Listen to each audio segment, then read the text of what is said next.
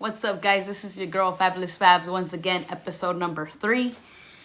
Sorry, it's a lot of information, but I just want to get you guys to understand where I come from and why I deal with certain things a certain way and why I come across a certain way, and just basically teach them self-love, teach them self-respect, teach to live life, teach to be positive, teach to pay it forward, help somebody out, do something nice, appreciate life. I think there's like a lot of that missing in society now, and it just saddens me. Like, I literally just finished watching the movie 7 Pounds, and if you know me, like, it's funny because my older sister's like, I always give my family a hard time because they cry a lot, and I'm like, why are you crying? Like, it's not even that serious.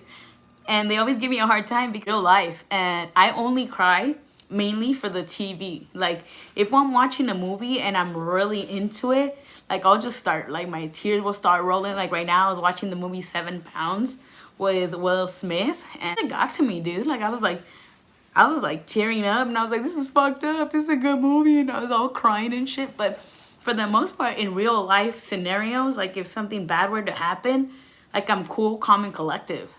I'm one of those people that I analyze a situation. I'm like, wait a minute, like, I need to handle this first. Like, for example, when my grandma passed away, my mom's mom, I was a lot closer to her. She helped raise us. Like I said in the other video, Jerry Tweaks and Beauty Mars' dad is my stepdad. So my mom was single for a couple of years, and my grandma helped raise my older sister and I. I was a lot closer to her, and for her viewing, I did tear up. I did cry. Not as much as I thought I was gonna.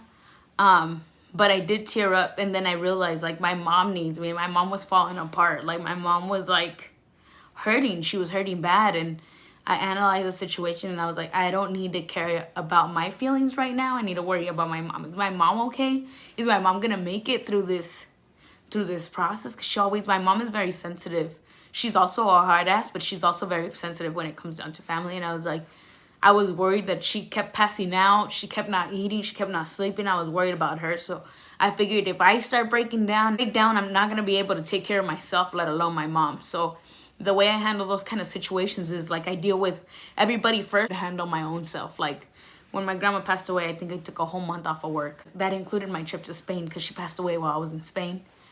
I handle my mom. I visit my mom. I make sure she was okay. I went to the viewing. I went to everything. I did everything. I'd pop on and visit my mom, do this.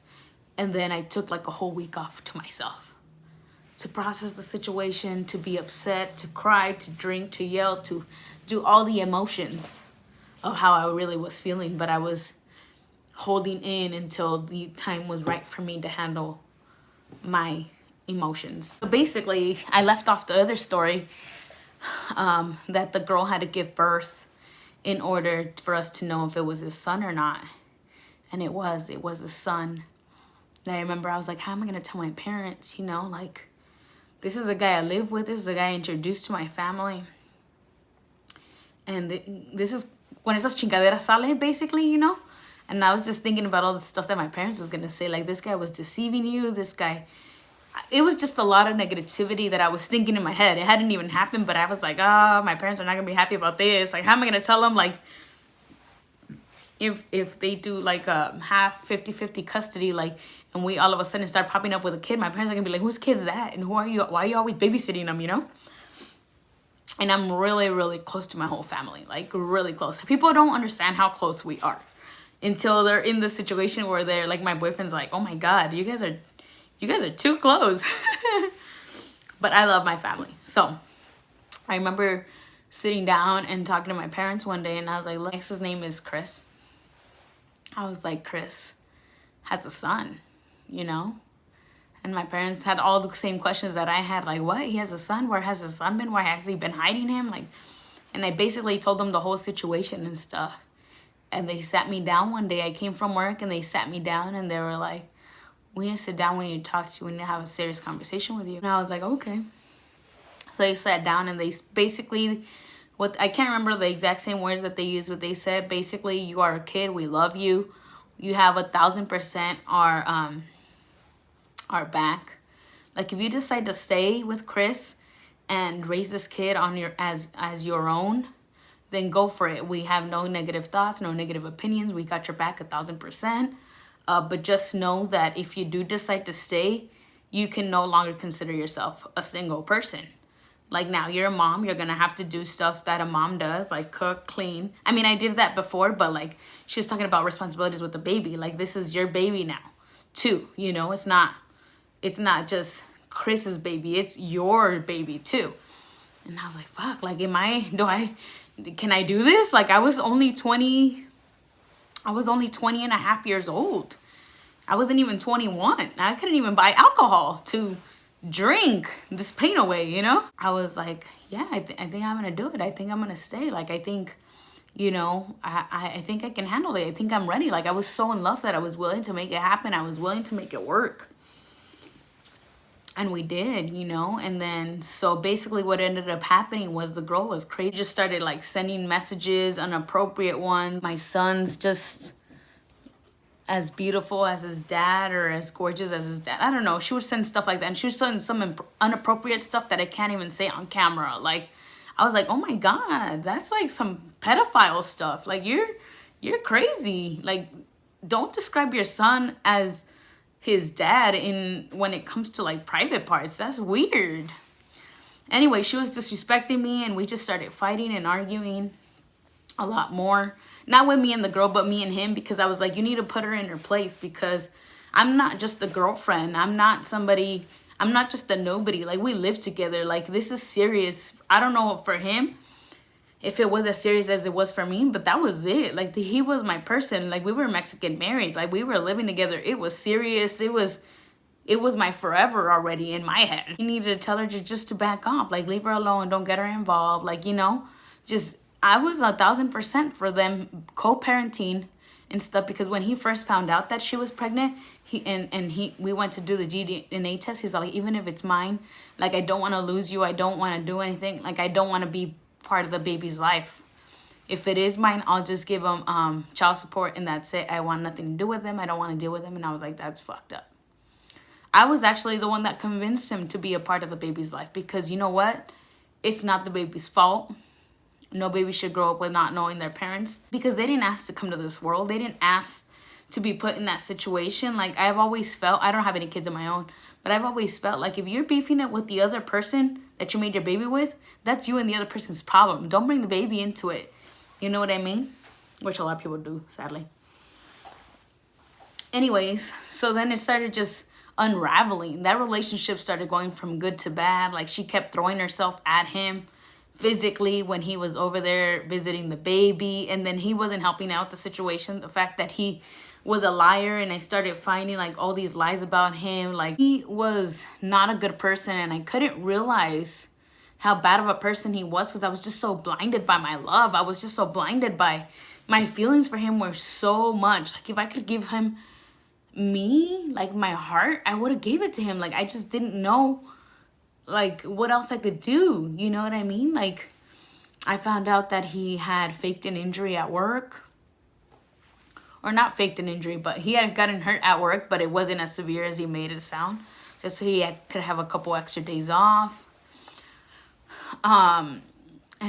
He was, like I said, he was using drugs at the time. Supposedly it was only weed. I don't know. Then I found out that he used to be an ex-drug dealer, his mom and his sister, and I couldn't believe anything he was saying, because everything was just a lie. I'd catch him in lies and lies and lies, and I just couldn't do it. It was just too much. I became one of those girlfriends that would want to stalk his phone, you know, and I'm not that kind of person. Like, I'm not, because I feel like if I can't trust you, I just can't be with you. But with him, I felt like I didn't want to give up. I didn't want to give up on our relationship. I didn't want to give up on like what to me at that time was a perfect relationship, you know? And then I just kept seeing more stuff, and then we would just get into fights. And it got physical one time. And I was like, you are not going to put your hands on me. I was like, I'll be damned if you put your hands on me. I'll call the cops on your ass. I'll try to beat your ass first, then I'll call the cops. And then it's not gonna fly with me, you know? Like, you chose the wrong one to try to beat up or whatever, like, you know? And it just got too much. And I remember one time waiting for him to come home after visiting his son with the baby mama. And he was like 5 minutes late. I'm not even kidding you guys. I don't think it was more than 5 minutes. And I'm ripping him a new one at home. Like, what the fuck were you doing those extra 5 minutes? Like, were you guys like hooking up? Where did you go? Like, where did you stop? I told you I wanted you to be here at 3 o'clock and you're here at 3:05. What did you do for those extra 5 minutes? Like, now looking back at it, I'm like, who the hell? What the hell do you think he's gonna do for extra 5 minutes? You know, like if he really wanted to hook up with her, he would have hooked up with her during the whole time he's viewing the kid, not just those extra 5 minutes that I flipped out about. But I started realizing that I was just becoming toxic. Like I was just trying to like catch him in a lie or catch him slipping or something. I didn't know what. I was just going crazy, you know, because I felt like my life was falling apart as I knew it in front of my face. And I didn't know how to stop it. I didn't know how to make it better. I didn't know how to put it back together. I just wanted us to be happy again and not have to worry about a baby and a baby mama or drama or lies or whatever. I was just so over it. And keep in mind, at this time, I was still going to school full time to get a bachelor's degree in criminal justice. And he's doing all this illegal stuff. I just couldn't deal with it anymore. And then plus, he's trying to put his hands on me, and I was just like, what's going on? I remember that same day that he was 5 minutes late, I got crazy and I was crying. I was so upset and I was just distraught. And I remember crying, like bawling, like tears rolling down my face and looking at him. And I was like, look at me. I was like, look at me, Chris. I was like, I'm not happy anymore. Like, you make me more sad than you make me happy. You make me more upset. Like, why is it my fault that you fucked up and hooked up with this chick? Because he hooked up with her after they had officially broken up and not used the condom. Like, how am I to blame for that? The reason why he had sex with her after the breakup was so he can create a video that I found doing sexual activities, and he uploaded it and sent it to everybody in her family, like her doing sex acts to him. And it was just sad. It was sad. And I saw this video because I had broken my phone, and if you know me, I'm notorious for breaking phones. And I had told him I didn't have a phone, and he was like, oh, I have a spare one. And I was like, oh, cool. He's like, yeah, you can borrow it until you get your new one. I was like, all right, cool. So I'm expecting my new phone. He had reset it, so I don't know how this video stayed on there. And I found the video. And I was like, oh my God. Like, he hooked up with her one last time so that he could pretty much belittle her in front of her family and her friends. And I still loved this guy. I still was head over heels for this guy. And to me, the fact that he did that, I didn't care. Like, it didn't matter to me. Like, now I'm like, dude, if a guy does that to another girl, like, what do I think he's gonna do to me? What do I think he's gonna say to other people about me, or flip and twist my words and shit, you know?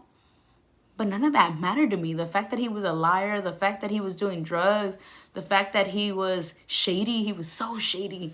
The fact that he was all these shitty things, like, it didn't matter to me because I was just so committed to him. And it was ridiculous how much I love this kid. I looked at him and I was like, I can't do this anymore. I'm going crazy. Like, I'm stalking your life. Like, I'm trying to see what time you leave, what time you come back. Like, I'm trying to check your phone, and I'm not that kind of person that it needs to be on top of another person, you know? And I felt like I was losing myself and I was broken, and I just wanted to be happy again. I wanted us to be happy and go back to the beginning, to how it was all rainbows and colors and trips and here and this, and it was just great, and it was just good, you know? And I wanted it all to go back so bad, and it wasn't happening. So I was like at my last straw. I didn't know what to do. I didn't know how to go about it. I didn't know anything. And I didn't know. I didn't know what to do. I didn't know how to go about it. And my sister Marlene, Beauty Mars, was the final straw for me. And I'm telling you, I'm close to my family. When I mean close, I mean close. The final straw for me for breaking up with this guy was Marlene had turned 15. And it was her quinceañera. And I had had a serious boyfriend before Chris, the ones I told you guys that stalked me a little bit, and I had to go to the police station for a restraining order, that guy. Marlene, that ex and me had been padrinos for Marlene's first communion when we were together. So Marlene felt the need to invite him to her quinceañera.